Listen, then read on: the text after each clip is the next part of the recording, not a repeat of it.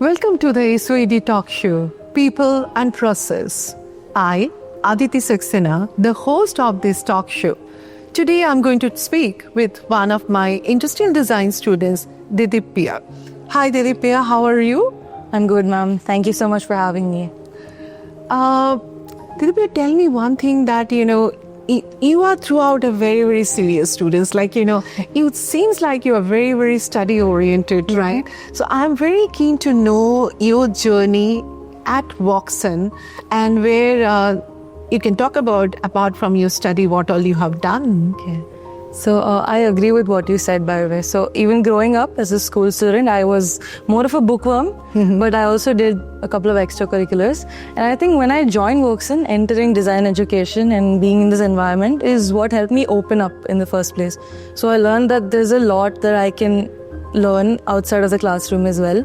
So that's when I started being more receptive, open to more opportunities, being open to talk to more people. So yeah. Why design? So I think growing up, I had a knack for academics, but I also loved doing arts and trying other crafts. And that's when I came across fields like design and architecture. And that's when I realized design perfectly blends creativity with purpose.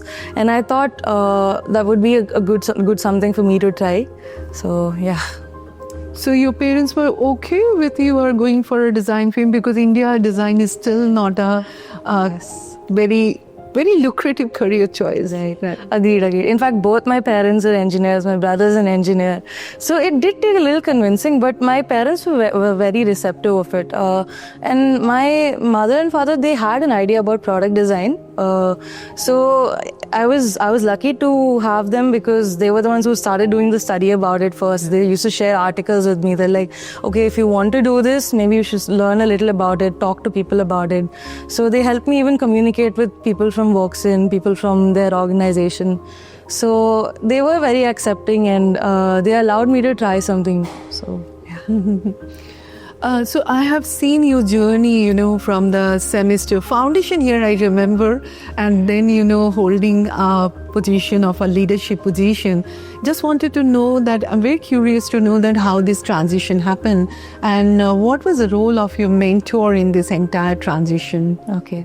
So, I think I had an immense growth within the product design club. So being part of industrial design, I learned a lot of things in class, but then I felt that there were some important things which I was lacking personally. It could be communication, collaboration, and being able to coordinate with people, and also the leadership, everything that is required to build great teamwork, where design cannot be done by a single person. Absolutely. So after I communicated with my seniors and super seniors, they're my first source of guidance.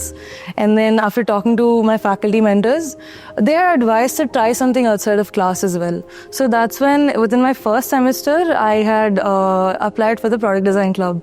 And it was a very fun interview. I loved the way my super seniors took my interview as well.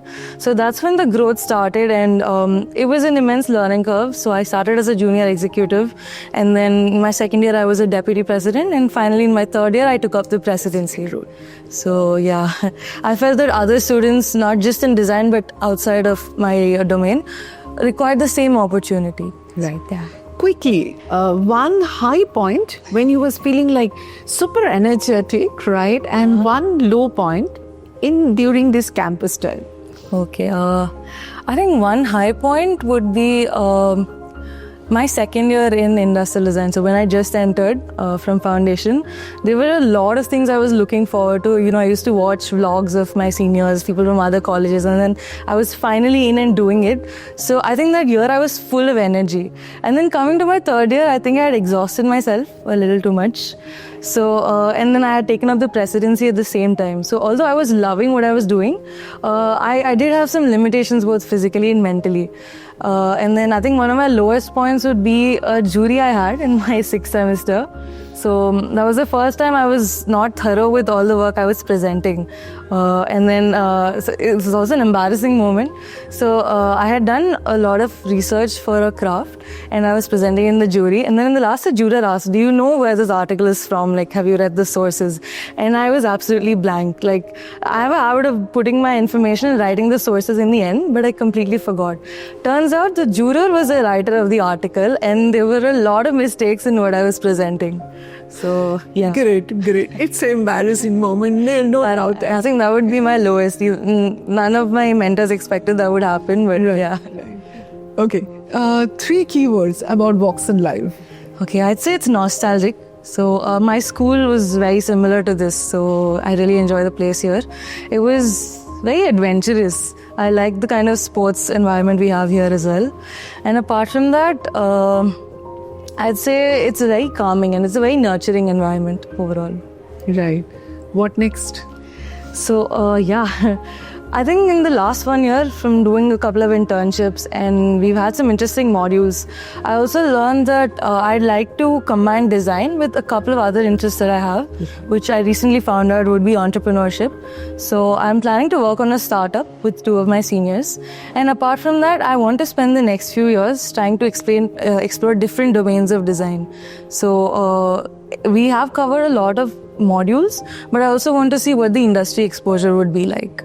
Yeah. Thank you very much. Thank you so much, ma'am. Yeah. Please follow us, watch our video to know more about us. Thank you.